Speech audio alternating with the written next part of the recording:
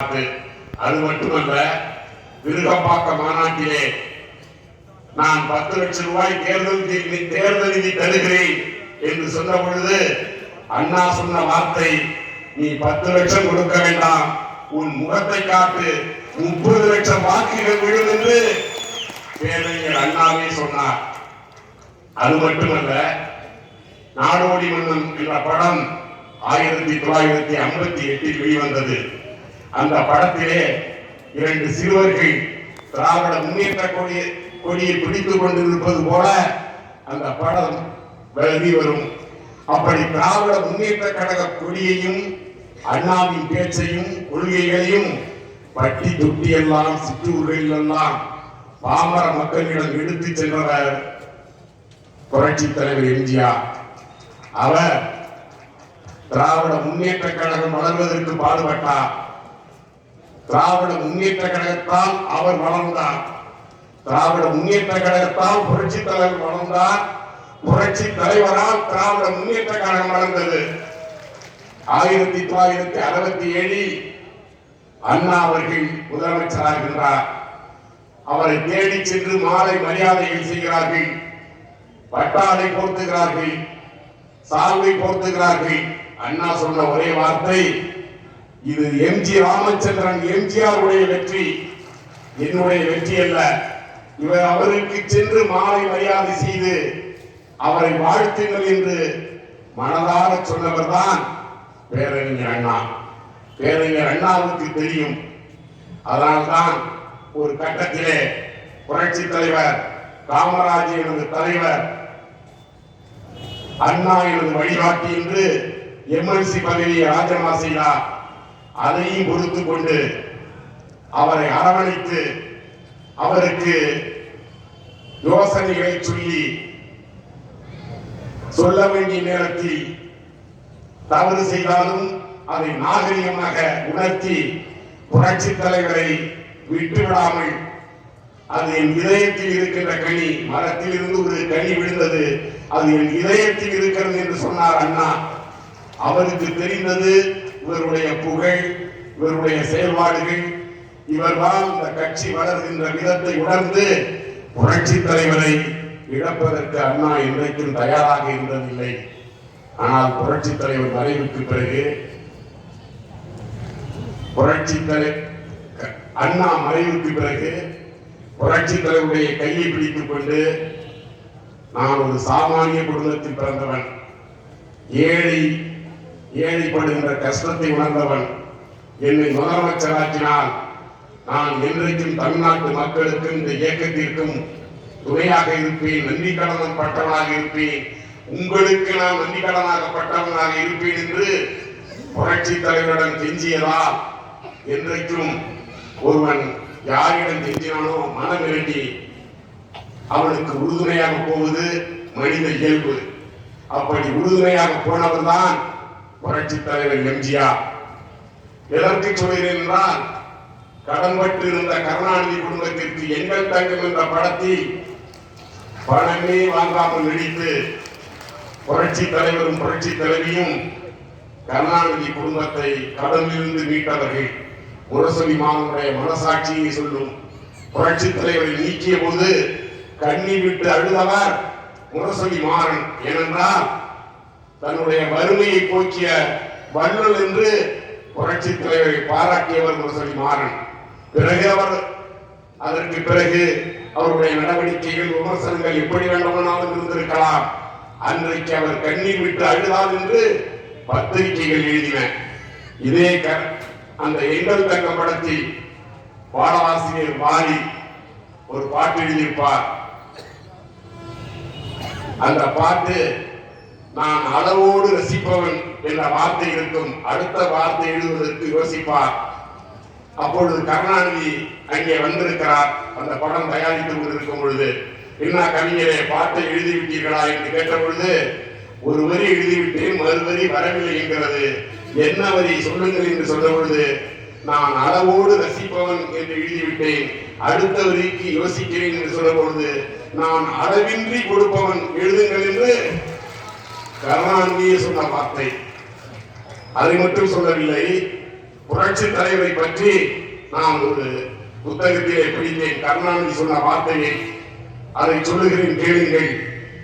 வென்றாலும் வெல்வாரும் இல்லாத வகையில் என்னாலும் ஒளி வீசும் தன்மதியே, மதி என்றால் நிலவு, நிலவு போன்ற எம்ஜிஆரே, தென்னாடும் தென்னவரும் உள்ளவரை மன்னா, உன் திருநாமம் நினைத்திருக்கும் உன்னாலே உயர்வடைந்தோர் இன்போன்ற உள்ளங்கள் அதை கண்டு மகிழ்ந்திருக்கும் என்று சொன்னவர் கருணாநிதி.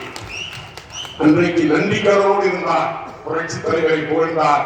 நிலவுக்கு இணையானவனே, வள்ளலுக்கு வளமானவனே, அளவோடு மட்டுமல்ல அளவில்லாமல் கொடுப்பவனே என்று பாராட்டிய கருணாநிதி தான் புரட்சி தலைவரை மலையாளி என்று சொன்னார். தமிழ்நாட்டை இன்னொரு கேரளாவாக ஆக்க விடமாட்டேன் என்று சொன்னார். பல விமர்சனங்கள் தான் மதி என்றும் வள்ளல் என்றும் அளவில்லாமல் கொடுப்பவன் என்று புகழ்ந்த கருணாநிதி எதிரியானவுடன் மலையாளி என்றார், கோமாளி என்றார், 100 நாள் ஓடுமா அந்த நாடகம் என்றார். இப்படி சொன்ன கருணாநிதி ஒரு நாளும் புரட்சி தலைவர் கருணாநிதி என்று சொன்னதில்லை, கலைஞர் என்றுதான் கடைசி வரை அழைத்தார். அவர் சாகும் வரை அந்த அளவிற்கு பண்பாடு மிக்கவர் புரட்சி தலைவர் எம்ஜிஆர், பண்பில்லாதவர் முன்னாள் முதல்வர் கலைஞர் கருணாநிதி அவர்கள். இதுதான் ஒரு எடுத்துக்காட்டு. 77 முதலமைச்சராக வருகிறார். ராஜாஜி காலிலே முதலமைச்சர் பதவியை ஏற்கிறார். அண்ணா சிலையிலே லட்சக்கணக்கான மக்கள் இருக்கிறார்கள். சென்னை அண்ணா சாலையிலே மவுண்ட் ரோட்டிலே அங்கிருந்து அந்த மக்களிடம் வாழ்த்து பெறுகிறார். நான் வாழ்த்து பெற உங்களை தேடி வந்திருக்கிறேன், என்னை வாழ்த்துங்கள், என்றைக்கும் உங்களுக்கு நான் உறுதுணையாக இருப்பேன், உங்களில் ஒருவனாக இருப்பேன் என்று 77 முதலமைச்சராக பதவியேற்று அண்ணா சிலைக்கு வந்து மக்களிடம் வாழ்த்து பெற்ற ஒரு மகத்தான தலைவன் தான் புரட்சி தலைவர் எம்ஜிஆர். அது மட்டுமல்ல, ஆட்சிக்கு வந்தவுடன் இந்தியாவிற்கே வழிகாட்டியாக தன்னிறைவு திட்டம் என்ற ஒரு மகத்தான திட்டத்தை கொடுத்தார். பேருந்து வசதி இல்லாத ஊர்களுக்கெல்லாம் பேருந்து வசதி, சாலை வசதி இல்லாத ஊர்களுக்கெல்லாம் சாலை வசதி, மண் சாலைகளை கப்பி சாலையாக மாற்றினார், தார் சாலையாக அல்ல. அன்றைக்கு நிதி நெருக்கடி. அண்ணா 1967 பட்ஜெட் தாக்கல் செய்தது வெறும் 250 கோடி. இன்றைக்கு நாம் செய்வது கிட்டத்தட்ட 3 லட்சம் கோடி, 2,30,000 கோடி. 53 வருடங்களுக்கு முன்னால் 250 கோடி என்பது இன்றைக்கு 1000 மடங்கு உயர்ந்திருக்கிறது. அந்த அளவிற்கு நிதி இல்லாத நேரத்தில் தன்னிறைவு திட்டத்தை கொண்டு வந்தார். அது மட்டுமல்ல, கல்வியை ஒரு புரட்சி. பியூசி இருந்ததை +1 +2 என்று மாற்றினார். என்ட்ரன்ஸ் எக்ஸாம் கொண்டு வந்தவர் புரட்சி தலைவர் எம்ஜிஆர். பணம் வைத்திருப்பவர்கள் எல்லாம் டாக்டர் ஆகிவிடலாம், 60% மேல் வாங்கினார் என்பதை மாற்றி மருத்துவக் கல்லூரி, பொறியியல் கல்லூரியில் சேர்வதற்கு என்ட்ரன்ஸ் எக்ஸாமை கொண்டு வந்தவர் புரட்சி தலைவர் எம்ஜிஆர். அதேபோல் சத்துணவு திட்டம், தான் வறுமையில் இருந்தது, ஒரு நேர சோற்றுக்கு கஷ்டப்பட்டது, தன் அண்ணன் கஷ்டப்பட்டது, தன் அன்னையார் வீடு வீடாக சென்று வேலை பார்த்ததை உணர்ந்து ஏழை எளியவர்கள் படிப்பதற்கு அன்றைக்கு 150 கோடி ரூபாயில் அந்த திட்டத்தை கொண்டு வருவதற்கு IAS அதிகாரிகள் எல்லாம் ஒத்துக்கொள்ளவில்லை. உடனே சொன்னார், நீங்கள் ஒத்துக்கொள்ளவில்லை என்றால் நான் வீடு வீடாக சென்று பிச்சை எடுத்தாவது இந்த திட்டத்தை கொண்டு வருவேன் என்று IAS அதிகாரிகளை மிரட்டி அந்த திட்டத்தை கொண்டு வந்த ஒப்பற்ற தலைவன் தான் புரட்சி தலைவர் எம்ஜிஆர். அது மட்டுமல்ல, முன்னாள் முதல்வர் பெரியவர் கலைஞர் கருணாநிதியால் மலையாளி என்று சொல்லப்பட்ட புரட்சி தலைவர் தான் 5வது உலக தமிழ் மாநாட்டை 81 ஜனவரி மாதம் மதுரையிலே நடத்தினார். அது 82ஆம் ஆண்டு தமிழ் பல்கலைக்கழகம், உலகத்தை ஆளுகிற ஆங்கில மொழிக்கு பல்கலைக்கழகம் கிடையாது, இந்தியாவை ஆளுகிற இந்தி மொழிக்கு பல்கலைக்கழகம் கிடையாது. ஆனால் தமிழ் மொழிக்கு என்று ஒரு பல்கலைக்கழகத்தை தஞ்சையிலே கொண்டு வந்தவர் புரட்சி தலைவர் எம்ஜிஆர். அந்த கட்டிடத்தை பாருங்கள், இன்னும் 100 வருடம் ஆனாலும் எழுந்து நிற்கிறதே. தஞ்சைக்கு பெருமை சேர்க்கிறது என்ற தமிழ் பல்கலைக்கழகம் அதை கொண்டு வந்தவர் புரட்சித் தலைவர் எம்ஜிஆர். அதேபோல் விஏஓ மணியக்காரர்களிடம் மண்டியிட்டு கிடந்த கிராமவாசிகளை காப்பாற்றுவதற்கு கிராம நிர்வாக அதிகாரிகளை நியமித்தவர் புரட்சித் தலைவர் எம்ஜிஆர். அதற்கு துணை நின்றவர் அண்ணன் எஸ்டிஎஸ் போன்றவர்கள். இப்படி பல புரட்சிகளை செய்தவர் புரட்சித் தலைவர் எம்ஜிஆர். நலவாரியங்களை அமைத்தவர் புரட்சித் தலைவர் எம்ஜிஆர். அவருக்கு பிறகு புரட்சித் தலைவி ஆட்சிக்கு வருகிறார். இழந்த சின்னத்தை மீட்கிறார். பிளவுபட்ட இயக்கத்தை இணைக்கிறார். அன்றைக்கு ஜானகி அம்மையார், இன்றைக்கு தலைமை கழகம் இருக்கிறதே, அது அன்னை ஜானகி அம்மையாருடைய சொந்த இடம். அதை இந்த இயக்கத்திற்கு கொடுக்கின்றார். புரட்சி தலைவி இந்த இயக்கம் காப்பாற்றப்பட வேண்டும் என்று தன்னுடைய கணவர் தோற்றுவித்த இயக்கம் அழிந்துவிடக்கூடாது என்று அன்னை ஜானகி அம்மையார் கட்சியை இணைத்துவிட்டு அரசியலை விட்டே ஒதுங்கினார். அம்மா அவர்கள் கட்சியை இணைத்து ஜாதியை என்று பார்க்காமல் தன்னை திட்டியவர்களெல்லாம் அமைச்சராக்கி, அண்ணன் காளிமுத்து திட்டாத திட்டா அவரை அமைச்சராக்கினார். யாரால் ஜானகியில் இருந்தார்களோ அதில் அதிகம் பேர் முத்துசாமி அமைச்சர், கே கிருஷ்ணசாமி அமைச்சர், ஆர் வீரப்பன் அமைச்சர், எந்த பாகுபாடும் இல்லாமல் ஜே என்று பார்க்காமல் ஒன்றாக இணைந்து விட்டோம், ஒற்றுமையுடன் இந்த இயக்கத்தை கொண்டு செல்வோம் என்று இந்த இயக்கத்தை கட்டி காத்தவர் புரட்சி தலைவி அம்மா. புரட்சி தலைவர் காலத்தில் 17 லட்சக்கணக்கில் இருந்த உறுப்பினர்களை கோடிக்கணக்கில் மாற்றி காண்பித்தவர் புரட்சி தலைவி அம்மா. 91 முதலமைச்சராக வருகிறார். சிறப்பு தன்னிறைவு திட்டம் என்ற திட்டத்தை கொண்டு வந்து புரட்சி தலைவர் செய்ததை செம்மையாக தார் சாலைகள் எங்கும், பேருந்து வசதி எங்கும், மின்சார வசதி இல்லாத கிராமமே இல்லாத நிலையை உருவாக்கி, அதுபோல் குடிநீர் பாதுகாக்கப்பட்ட குடிநீர் இல்லாத கிராமத்தையே உருவாக்கியவர் புரட்சி தலைவி அம்மா. தொட்டில் குழந்தை திட்டம், புரட்சி தலைவர் கல்வியிலே பாரதியாருக்கு ஒரு பேரிலே ஒரு யூனிவர்சிட்டி புரட்சி தலைவர் கொண்டு வந்தார், பல்கலைக்கழகம். பாரதிதாசன் பெயரிலே ஒரு பல்கலைக்கழகம், பெண்களுக்கு என்று அன்னை தெரசா பெயரிலே கொடைக்கானலிலே ஒரு பல்கலைக்கழகத்தை புரட்சி தலைவர் கொண்டு வந்தார். அவர் வழியில் புரட்சி தலைவி பல பல்கலைக்கழகங்களை கொண்டு வந்தார். தொட்டி குழந்தை திட்டத்தை கொண்டு வந்ததை மகிழ்ந்து அன்னை தெரசா கல்கத்தாவில் இருந்து சென்னைக்கு வந்து, மகளே உன்னை பெருமையோடு பாராட்டுகிறேன் என்று உச்சி முகர்ந்து அம்மாவை வாழ்த்தி விட்டு சென்றவர் தெய்வத்தாய் அன்னை தெரசா. ஏனென்றால் தொழுநோயாளிகளை பார்ப்பதற்கே கூச்சப்படுகின்ற நேரத்தில் தன் கையால் அவர்களை சுத்தப்படுத்தி மருந்துட்டு அவர்களை பாதுகாத்தவர் அன்னை தெரசா. மனிதநேய மிக்க ஒரு மகத்தான பெண், தெய்வம் அன்னை தெரசா. அந்த பெண்ணே, அந்த தாயே அம்மாவை வந்து வாழ்த்தி, உன்னை போல் ஒரு பெண்ணை நான் பார்த்ததில்லை, ஒரு தைரியமிக்க பெண்ணை நான் பார்த்ததில்லை என்று வாழ்த்தி விட்டு சென்றார். அதே போல பெண்களுக்கு சம உரிமை, 33% இடஒதுக்கீடு, பெண்கள் பாதுகாப்பு திட்டம், இப்படி பெண்களுக்கு பல திட்டங்களை கொண்டு வந்தவர். தந்தை பெயருக்கு பதிலாக தாயின் பெயரையும் போட்டுக் கொள்ளலாம் என்று கொண்டு வந்தவர் புரட்சி தலைவி அம்மா. எத்தனை சாதனைகள்! இன்றைக்கு 48,000 கோடி நமது வருமானத்தில் நலத்திட்டங்களுக்கே கொடுத்து விட்டு சென்றவர் புரட்சி தலைவி.